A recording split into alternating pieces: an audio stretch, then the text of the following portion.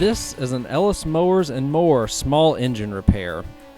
Stay connected on Instagram and Facebook at Ellis Mowers and More. Comments or questions? Leave them below or email me, ellis@ellismowers.com. Parts used in today's repair are found using the links in the description below. And as always, like and subscribe for more small engine content.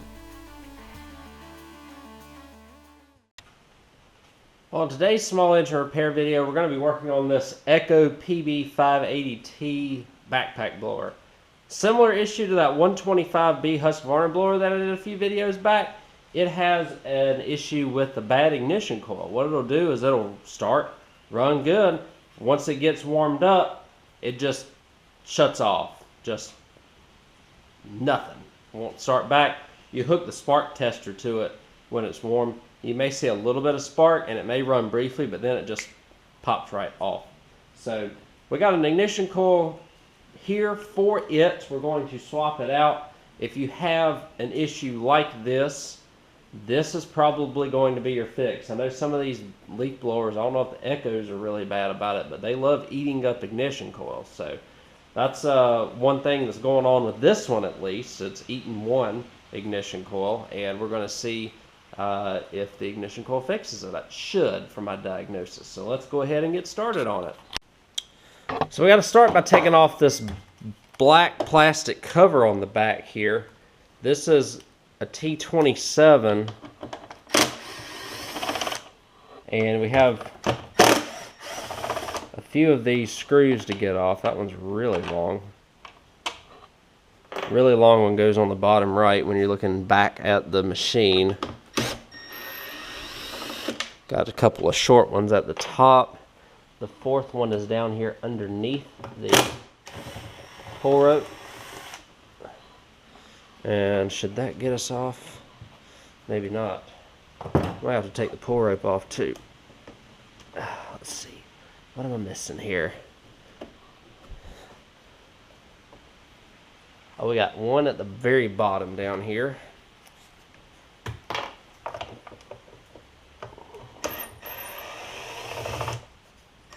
Okay, so that's one. I feel like there's one more that I'm missing, and I just want to make sure that I'm not missing it. It doesn't look like this is connected with, but it might be. Or it could just be. I wonder if those four are connected here. I might just have to pull this off. Oh. I think I know what's going on. It's so this is actually inset behind the pull rope, it looks like. So we're going to take off the remainder of these right here.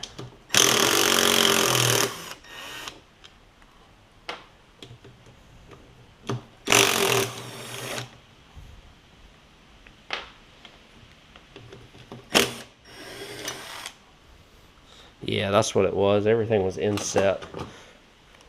So now, should it come off now? Yeah, it's going to come off now. Okay. So, should at least. Come on now.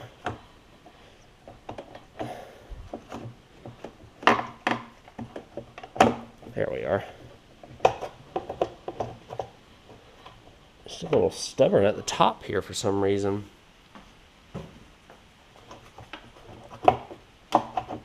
Probably because I need to take the spark plug out of it.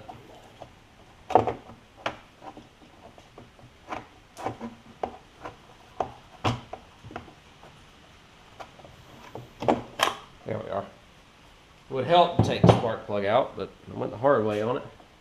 Let's see, so this plug wire goes way down here. And where does it enter at? Oh man, this is going to be a long fix, guys. So the plug wire goes down here underneath, and the ignition coil is right there, I think. So it looks like I need to take the gas tank off, or at least pull the gas tank away.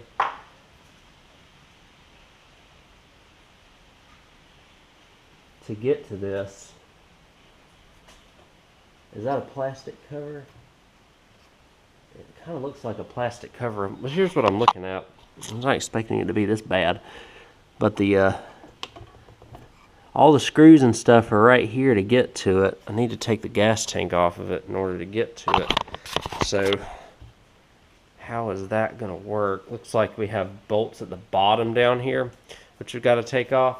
Once I get better access and take these bolts off, I'll let you know, and we'll hopefully get around to getting this thing swapped out. A little bit harder than I thought, so stick with me.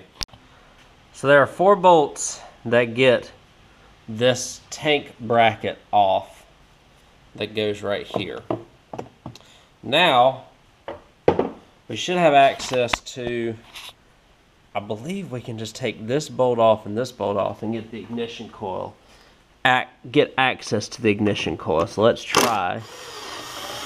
So that bolt right there should release this cover, hopefully. It does. Okay, that's good.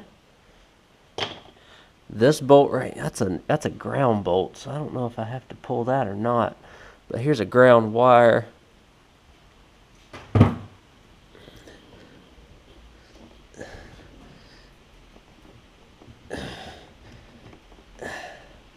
You pull that out. Everything in here is T27, so that's a big plus.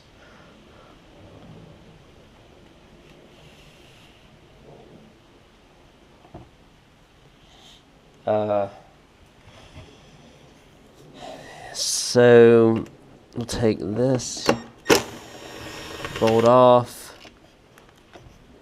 this bolt off. I was kind of dreading this job just a second ago.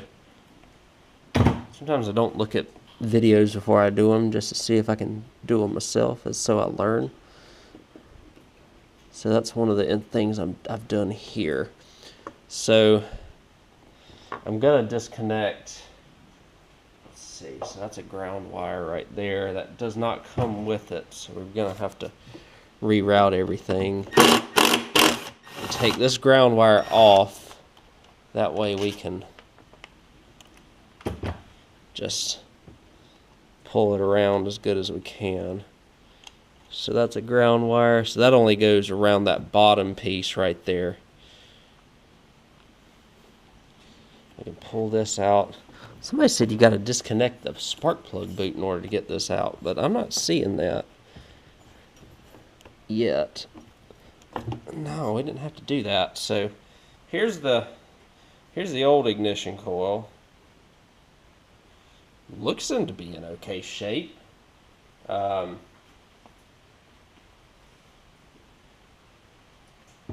got the new ignition coil. The wire just long enough? The wire is long enough. What we're going to do is just feed it back up like we just did the other one. Might be a little tricky with this spark plug boot on, but we're going to do our best to try with it on. That way we don't have to take it off.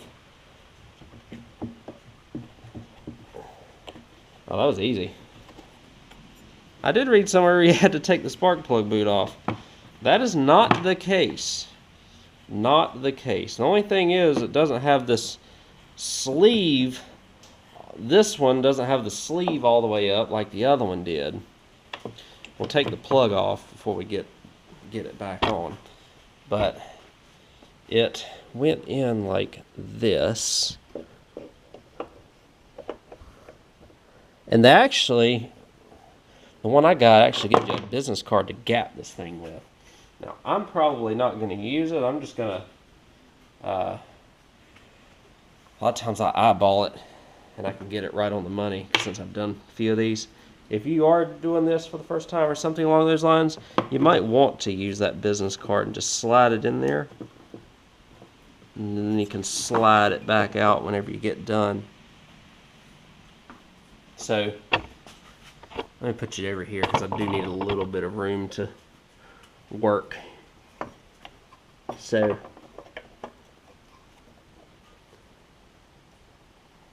I'm just going to at least get these started. It's just access is kind of hard right here. That's why I'm just kind of doing this, eyeballing it. But if you're using an impact, be very, very careful. Last thing you want to do is cross thread these things. So I do try and start them by hand.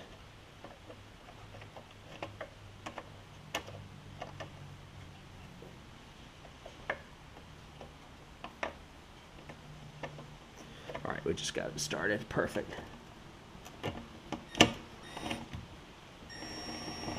There's really no way I can get the camera down there to show you how to gap this thing, but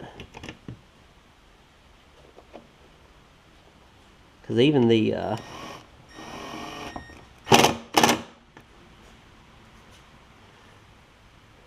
mean, it is really hard to get down there. We're pretty close though, I think. We're really close.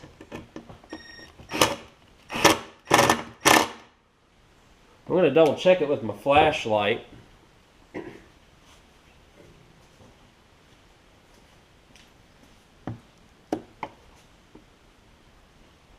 Yeah, we're really close. We're about a business card width, maybe just a hair bigger.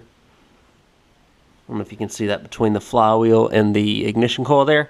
We're very close. I'll take that. So the wire goes back behind this ground strap, which I've got the bolt for right here.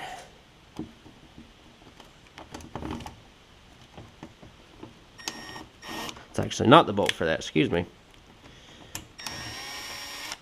Okay.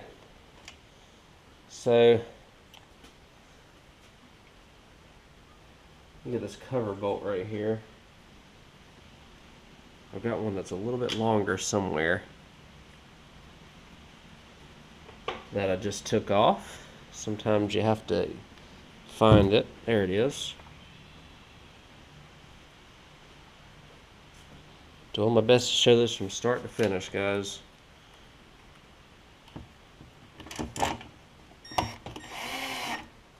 That way you have a step by step of absolutely everything on this. So this kind of just tucks in with the, let's see, we'll get this plugged in here. There we are. So that's just going to kind of tuck in. We've got that fitting here for the ground wire and the main plug wire here. So we're going to use that.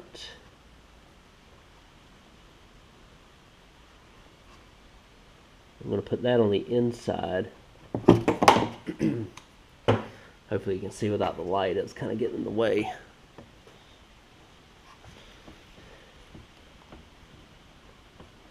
I'm going to put the plug wire on the inside because that's the way I need to do this. Actually, no, it's not. Got to go with this first and then the plug wire. Then we're going to slide this in here.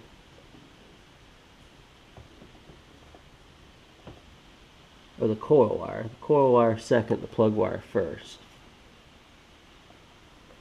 Talking and working at the same time. Sometimes hard, guys. Sorry.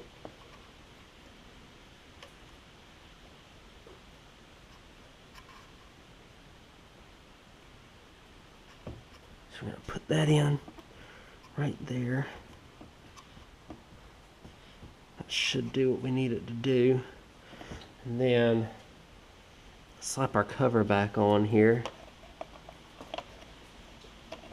Everything's going in that little area right there, which is what you want. We'll plug this back in.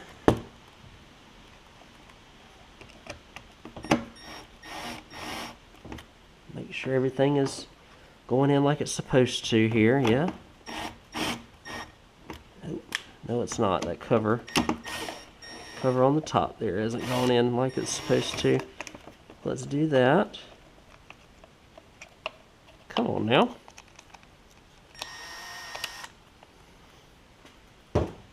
Okay.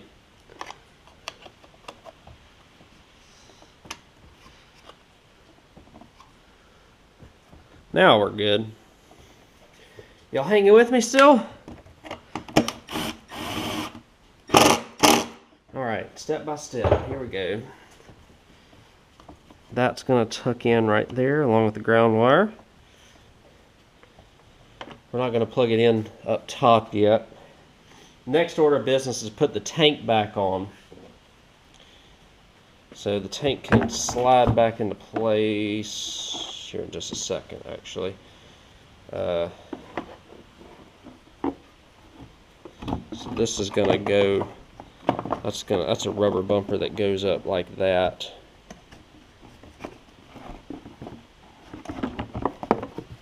Tank slides in like that. And you get it situated like that. You have 4 bolts.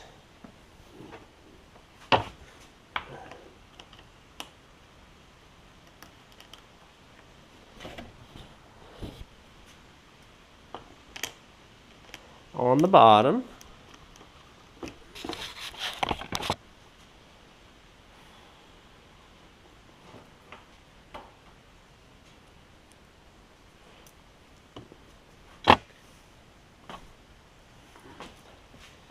Number 3 and 4 are down here.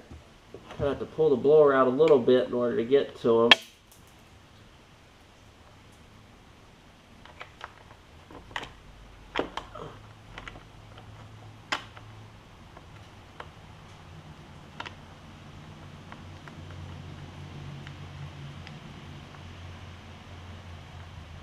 I'll put these 4 gas tank bolts in really quickly since you can't see very well, and I'll rejoin you. We'll put the cover and everything back on. We're going to put everything together now. I've already got this cover kind of back on, but I'm going to take it back off for a second to show you that it took me a second to figure out how this went, this piece on the bottom.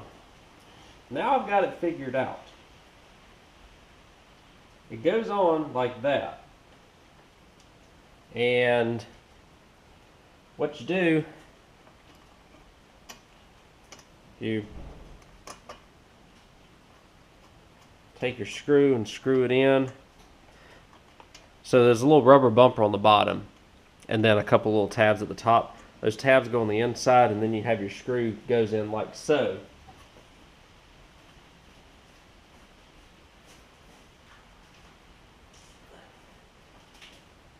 And you take your T27,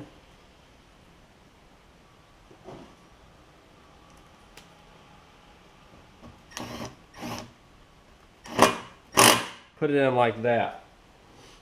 Now it's time to put everything back together.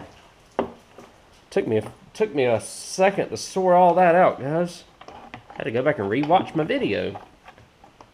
Couldn't figure out that little piece. But now we're in business.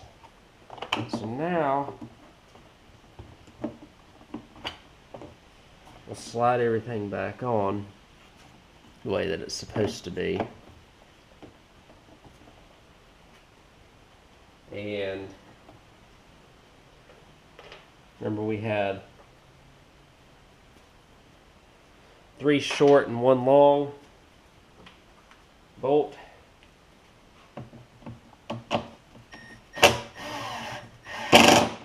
Remember, these are the plastic thread ones here. They're going to have bigger threads than the aluminum heads. So, let's see, the third one's down. Where are you? The third one's down way down here on the bottom.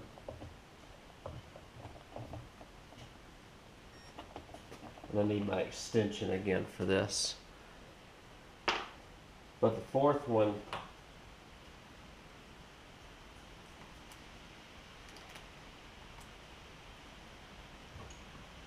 extension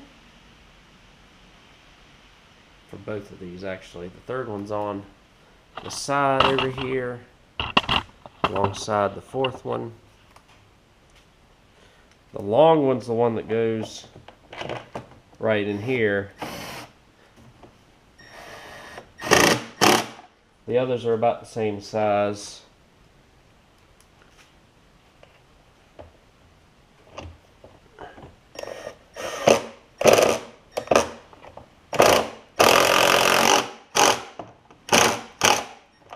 That was a little harder if I remember anyways. Now we'll put the pull rope mechanism back on. Perfect. So the job you can do at home, guys. Looked a little intimidating at first to me because I've never done one. A little bit of confidence knowing that this already ran too, so.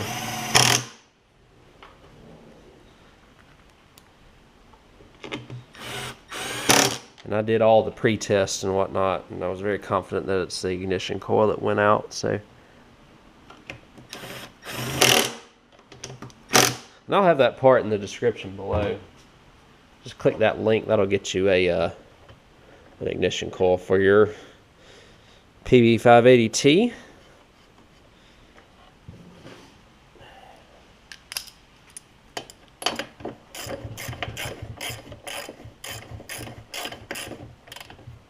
There we are.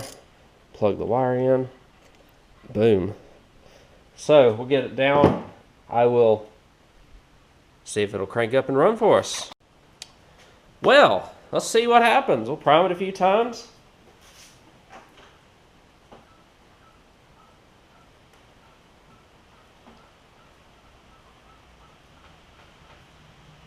Okay.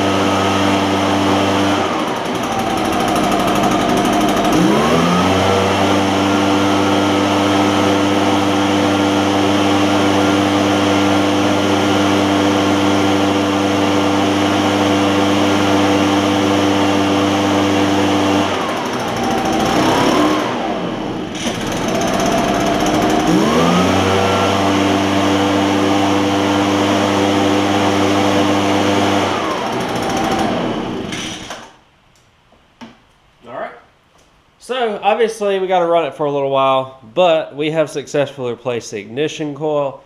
That's the premise of this video. We're not doing any sort of product reviews or anything like that on it. We'll wrap this video up next. So that's everything on this Echo PB580T. That's how to replace the ignition coil, a more in-depth look than what I usually do. But sometimes I like to do that, number one, to show you that I actually do work and don't just talk about it. I feel like I do that a lot. And number two, just to give you confidence in how easy, I guess you could say, a job like this could be. Sometimes you can get tripped up by little things. Don't let those little things get you tripped up too bad though, alright? Thank y'all again for watching. I hope y'all enjoyed this video and helped get your Echo backpack blower fixed with the bad ignition coil. Again, I diagnosed this by putting a spark tester on it. When it was running, it had spark, and when it died out, it had no spark. So, and usually you can determine that that's not a kill switch as well, because the kill switch will give you, if it's like a failing kill switch, it'll probably give you intermittent spark, not consistent running when cold and breaking down when hot. Thank you all again for watching. Take care. Catch you on the next one.